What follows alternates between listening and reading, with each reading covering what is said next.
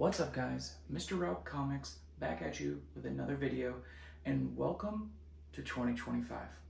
Now I know I've been away a little bit longer than a week, which I normally like to try and achieve once a week video uploads, but sometimes life happens and I needed a little bit of time off. I had a lot of family in town, and getting back into the new year hustle with my full-time job was also more stressful than it normally is around this time of year. Today's video is being filmed on January 5th, so I am late to wish you guys all a Happy New Year. So Happy New Year. It is currently 24 degrees outside as I'm filming this in the morning. This is actually crazy because I live in Florida and I can see the ocean from my neighborhood, so it's very weird when those two worlds collide. Anywho, didn't really get a chance to get out and do a whole bunch of pickups. I was able to get a couple of interesting new finds in books that I'm excited to show you guys, but that's not going to be today's video. I've currently started inventorying out a lot of stuff. I have some like Pokemon cards, some Yu-Gi-Oh cards, some doubled up extra comic books that you see behind me. This right here is a whole stack. This is what today's video is going to be based on. There's some more comics back here. I've been trying to rework how I do things. I'm going to start trying to sell some stuff so that I can have the hobby kind of fund and feed itself, whereas before I was a bit of a hoarder and I didn't like letting go of anything. But my New Year's resolution is to start recycling some of the stuff that either I already read years and years ago and I just haven't even looked at in, over a year, or if it's a book or a series that I relatively revisit quite frequently, of course that's staying, but I've started pulling some stuff aside to go over and see what I can cycle through. But in the process of doing that, I got today's video, which is where I'm going to go through my personal, Mr. Rob's personal, top 10 favorite, I'm not going to say short stories, but comic runs. Some of them are 4-issue series, some of them are a little bit longer, but it's some of my favorite comic runs and stories that are focused on kind of like a goal. And so we're going to dive in and try and take care of that today and see if you guys agree with me or not. Of course, if you like the video, please like the video and do consider subscribing if you like what you see. If you wanted to see a full outlook of the entire collection, you can go check out my last video. I ended off 2024 with a bit of a bang and showed you guys everything that I have collected in my home. So without further ado, let's dive down and check out some comic books. Alrighty, ladies and gentlemen, we are now down in comic book view, and like I said, when I was up top on the main video, I am going to show you guys my personal top 10 favorite reads that I have discovered since I entered this hobby. Now, none of these are going to be super duper old for obvious reasons. I grew up reading modern comic books due to my age, and then in the past 5 to 6 years have really ventured into vintage and more classic silver and bronze age books, which is now my bread and butter, some of my favorite books. But those are harder runs to complete. I am currently in the process of completing several of those runs and reading through fully, and I am enjoying those. And once I get to completion on that, this list might change and we may have to do this video again. But that's one of the beautiful things about this hobby, is it's always changing. You're finding new interest, you're falling in love with new characters, you're enjoying new artists or new writers. It just seems to be like endless potential.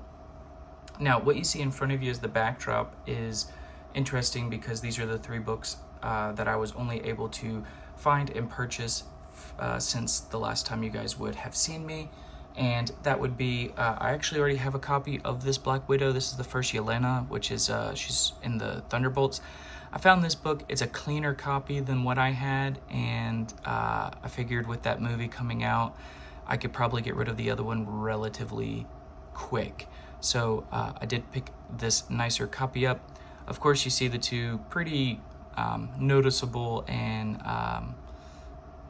I would say infamous in a way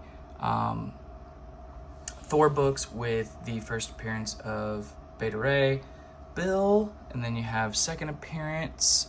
I don't know why I said his name like that. Probably need to drink a morning cup of coffee before I film these videos. So these are the only things that I was able really to find that piqued my interest. Now, I was also trying to be sort of budget conscientious around this time of year, coming off of Christmas, and we do have 3 birthdays in our family that happen in January, so it is kind of back to back to back, and I am only allotting myself X amount of money to go to my hobbies, especially when there's real life stuff getting in the way. But without further ado, let's jump into some of my favorite series. Now, there are 10 of them, so I am going to kind of blow through these relatively fast. I'll show you some of the covers so you guys can admire the books with me, and if it seems like it's a relatively quick explanation of what the story's about, I might drop a couple of little things, but I also don't really enjoy spoiling stories that you may or may not have already read or want to read again. So, in no specific order, I want to repeat that, no specific order, because I could not choose. This is the first one I'm going to show you. This is JLA and Avengers versus Avengers, etc. They kind of sort of team up a couple different times, but they do butt heads quite a bit. This is a really nice book that I actually enjoyed while I was growing up, and a great series, looking for these powerful artifacts and going across different universes and galaxies. Super cool read. All your favorite mainstay characters, which who doesn't enjoy just a powerhouse of overwhelming stardom? Something very similar, sticking with that, would be Marvel versus DC Comics. This is where all the villains and heroes are kind of fighting against each other and being pit against each other. It's kind of a slugfest to see which universe is best in a way. Still a very nice series, and I have some very clean books. These are actually the original ones that my father gave me when I was a kid. So that's really cool that I was able to hold on these. That's why I put them in these nicer bags, because the sentimental value is through the roof, and that's what it's all about. People ask me about how I value comics. I say I value them by, did I enjoy reading them, and what's the memory attached to them? I could care less about the monetary value. Of course, if I have 3 of a crazy book that's worth a lot of money and I don't need 3 anymore, and one of them's sentimental but the other 2 can go, sure, I'll sell them. But if it's $1,000 or $2,000 or even $10,000, $500, whatever, if it's a really crazy book and I only have one and it's something that has a memory attached to it, you couldn't pay me to get rid of it. Everybody loves this one. This is the Watchmen set. Now, this is one of the longer series in the grand scheme of things for like short turn. I think it's a 12-issue series. Unlike the Silver Age Flash that I'm completing, which is like 200 issues, but this is a very good read. And if you've seen the movies, the comics are way better. They go more, they're a little more gruesome, a little darker. They go in way more detail. The storytelling is just so much better in my opinion. Don't get me wrong, I really do enjoy the movie, but man, there's something about these comics. This is like a universe that I definitely would be scared to be a part of. And so that's a quick look there. A very good read indeed. I don't know if you've noticed a trend. I am a decent DC fan. Grew up on DC, have gotten into Marvel since I've always had Marvel books, but I got really heavy into Marvel maybe about 10 years ago. Sandman. Now this is the first one that's a little vintage. This is too old for me to have had as a kid. But I read it, and I gotta be honest with you, it's really decent. The artwork's super cool. I love the concept of the Sandman in general. Utilizing it as a superpower and not thinking about it like that when you're a kid.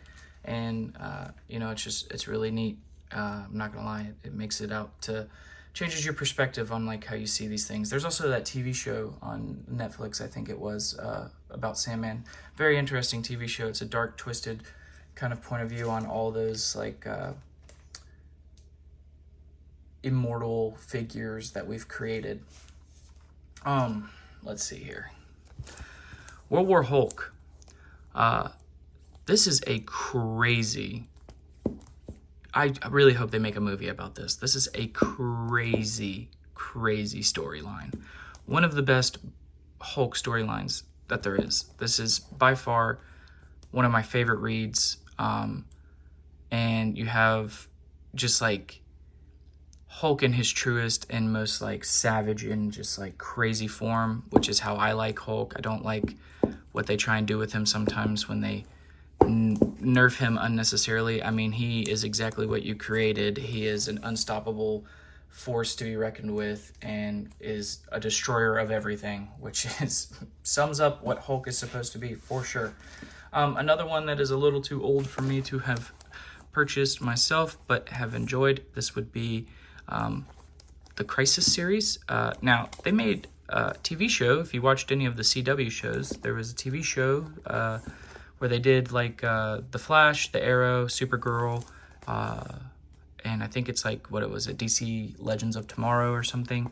I never really got into that one, but they did a bunch of, you know me and The Flash, that's the cover right there.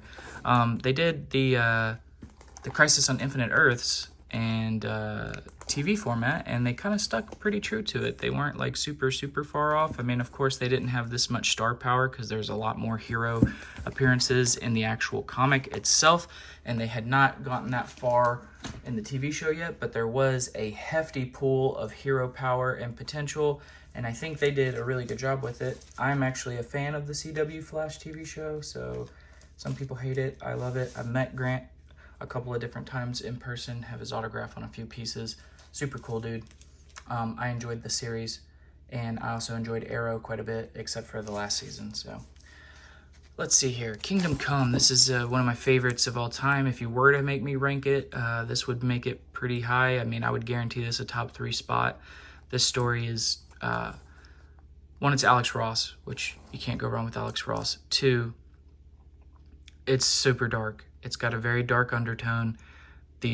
Some of these heroes are just as crazy and just as nuts and extreme as the villains themselves. And it's so interesting and weird to see that perspective that he chose to take with them. And, you know, it's not the first time we've seen this. There are a few other versions. I think Flashpoint does it pretty well. Oh, that's a different series. I didn't know that was thrown in there. Well, there you go. You got some bonus content. That's the secondary series that they did. But it is a very dark, I'm not going to say scary, but it is a different look on heroes, and it'll change your perspective quite a bit, and it'll make you be like, wow, I mean, if these guys ever do have a bad day, we're in trouble. This is another really cool series here. Deadpool kills the Marvel Universe. Deadpool's super funny, super comedic character. This one is really bloody and gory and gruesome, as it should be, being Deadpool. And there are some pretty overpowered heroes that Deadpool handles pretty easily, because Deadpool is Deadpool. Sorry, I keep knocking down this backdrop. It's gonna make you guys get super annoyed. Sorry about that. There we go. I'll quit getting so close to it.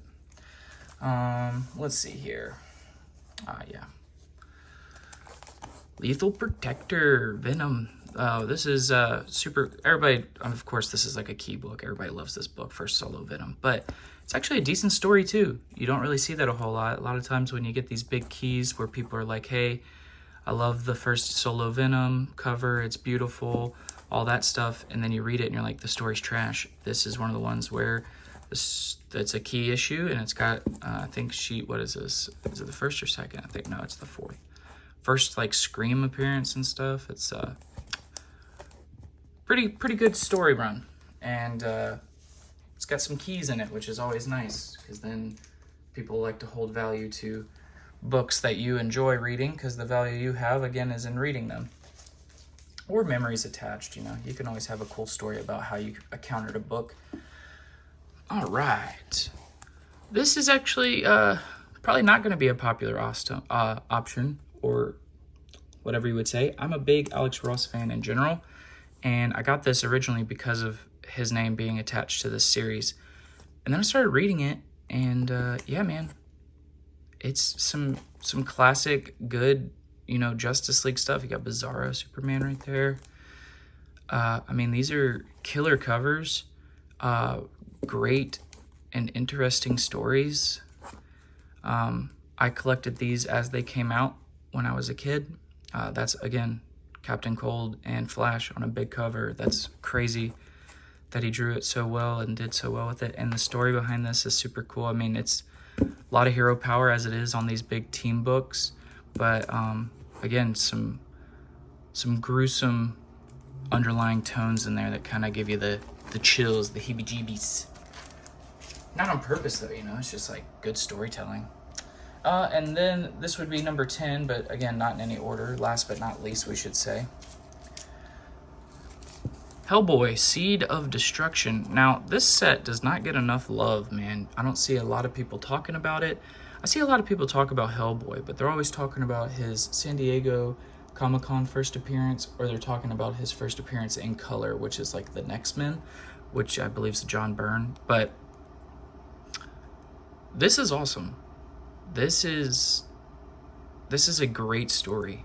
I got these for such a steal because the guy who had them didn't really know what they were. I think you guys remember me talking about this in a video. But this story is just like, again, you can kind of tell what I'm interested in based on the stories I'm showing you. These darker undertones. Of course, Hellboy is a dark character in general, and he fights the Grim Reaper. He fights demons and monsters and legends and trolls and vampires and everything under the moon that could ever be created by our creative minds. And he makes relatively easy work of it, but he's also a relatable character. He's got super, you know, human characteristics mentally and vernacularly. So super cool. And these are from my dad's collection.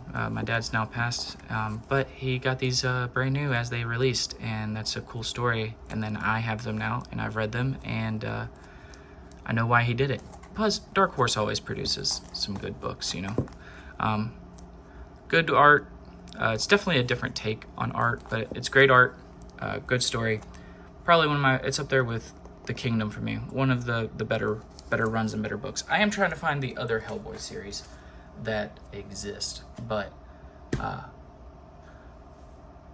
until then, am I right? So let's hop back up to the main video and do an outro, and I'll see you there. There you have it. That would be the top 10 stories, or I guess frequent reads, that I have revisited multiple times and gone back and checked out, as well as will continue to hold in my collection for a very, very long time. If you guys enjoyed this, please comment down below. Let me know what some of your favorite runs are. Maybe I can try and get into them. I'm always looking for a new read. Let me know if you agree on any of these, if you enjoy any of these storylines, and then let me know what you think you want to see in the new year in 2025. You like seeing comic book hauls? You like seeing different forms of collection? Are you into the whole entire, you know, nerdy atmosphere that I am? Because I go through every aspect of it. Video games, trading card games, comic books, toys, collectibles. I do a little bit of everything. If you want to see more of that other side, then let me know. If you want me to stick to the comic books and the collectibles, that's fine too. I love them all equally as much. So just let me know what you think. Let's have fun talking to each other. Enjoy 2025. I hope all your New Year's resolutions come true and you guys are sticking to them and haven't already backed out within the first week. And let's see what we can do and try and make the best year that we can. As always, this is Mr. Rob Comics. Peace and love.